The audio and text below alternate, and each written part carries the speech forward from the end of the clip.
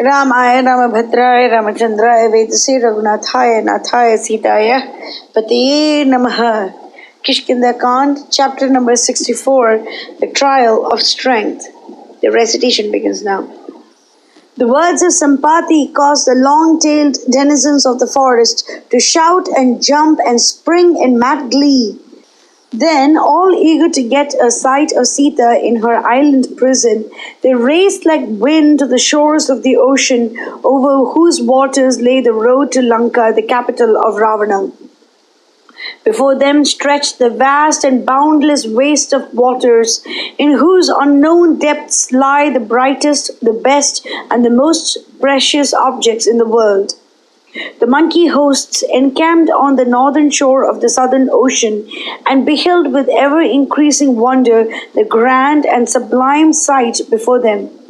Sea monsters of vast and frightful shapes disported themselves in the waters with thunderous cries. Mountainous waves glided over the profound abyss between them and crashed with a sound that deafened the crack of doom.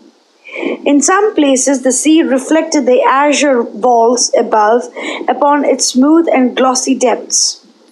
There rose waves of immense height in never-ending succession like a world of serrated mountains. Here your eyes rested upon lovely wavelets that gave one the idea of the Lord of Waters amusing himself in his light mood.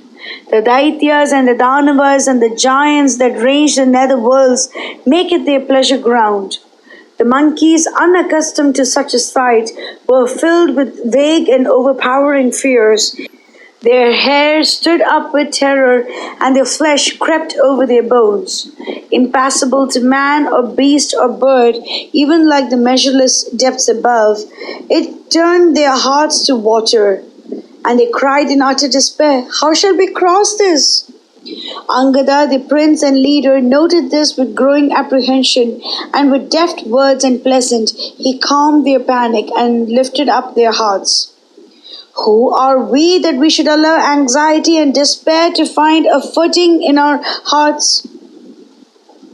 Endless are the evils that flow from listless despondency.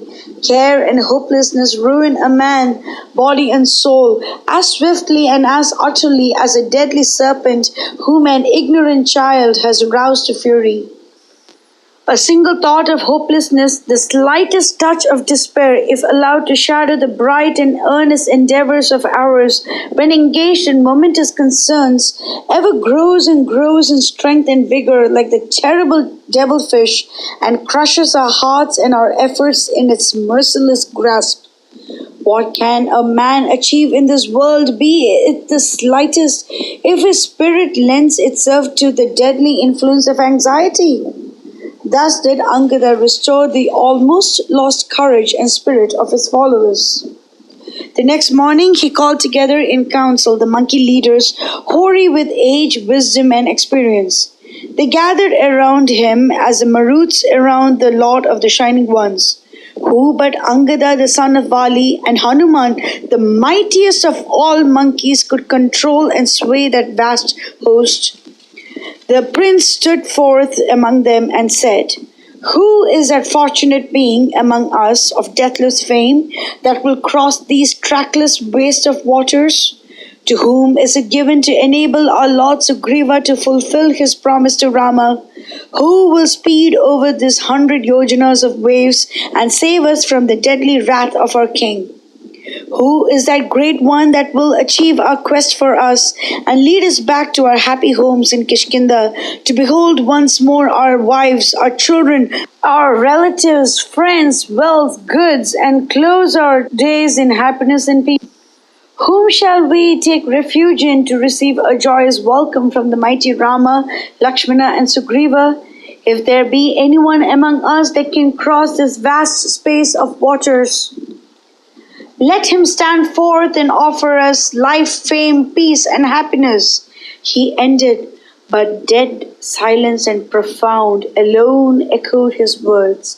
Then Angada addressed himself again to them and said, All of you have been highly honored by His Majesty Sugriva as unparalleled in strength and valor, as endowed with indomitable prowess, and as descended from ancestors of might and renown. Never has it been heard or said that any one of you met with any obstacle to your free course anywhere at any time through all the worlds. So I would have every one of you give me an accurate estimate of how far you can leap across. Mangalam Koshalendraya Mahaniya Kunamte Chakravarti Dhanurjaya Sarvabhaumaya Mangalam.